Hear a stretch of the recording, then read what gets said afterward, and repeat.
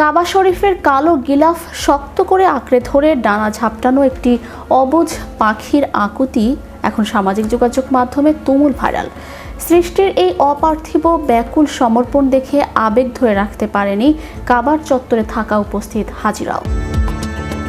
পবিত্র মসজিদুল হারামের এই অলৌকিক ও হৃদয়স্পর্শী দৃশ্য বিশ্বজুড়ে কোটি মানুষের চোখ ভিজিয়ে দিয়েছে। ভিডিওটিতে দেখা যায় পরম এক আশ্রয়ের খোঁজে পাখিটি কাবার দেয়ালের সাথে নিজেকে সঁপে দিয়েছে। অবিরাম ডানা নেড়ে সে যেন কোনো অব্যক্ত আকুতি জানাচ্ছে মহান আল্লাহর দরবারে। দৃশ্যটি সামাজিক যোগাযোগ মাধ্যমে ছড়িয়ে পড়ার পর নেটিজেনরা আবেগ ঘন মন্তব্যে ভাসছেন। কেউ লিখছেন, মানুষ যেভাবে নিজের পাপের জন্য কাবার গিলাফ ধরে কাঁদে, এই পাখিটিও ঠিক তেমনই আল্লাহর ঘরে আশ্রয় নিয়েছে।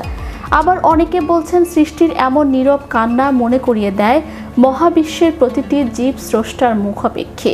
ভিডিওটির গভীরতা প্রকাশ করতে গিয়ে অনেকেই পবিত্র কুরআনের সূরা আল আনামের ৩৮ নম্বর আয়াতটি স্মরণ করেছেন, যেখানে মহান আল্লাহ ইরশাদ করেছেন, ভূপৃষ্ঠে বিচরণশীল কোনো জীব নেই এবং দুই ডানা দিয়ে উড়ে এমন কোনো পাখি নেই যারা তোমাদের মতোই এক একটি জাতি নয়। ঐতিহাসিকভাবে মক্কার এই হারামের কবুতর বা পাখিদের বিশেষ মর্যাদা রয়েছে। ইসলামের শরীয়ত অনুযায়ী হারাম সীমানার ভেতরে এদের উত্তপ্ত করা বা শিকার করা সম্পূর্ণ নিষিদ্ধ।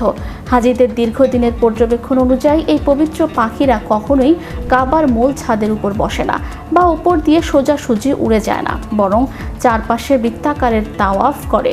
কাবার পটভূমিতে অবুঝ পাখির এই ব্যাকুলতা যেন কুরআনের সেই চিরন্তন বাণী এবং প্রকৃতির অনন্য ভালোবাসারই এক জীবন্ত প্রতিচ্ছবি।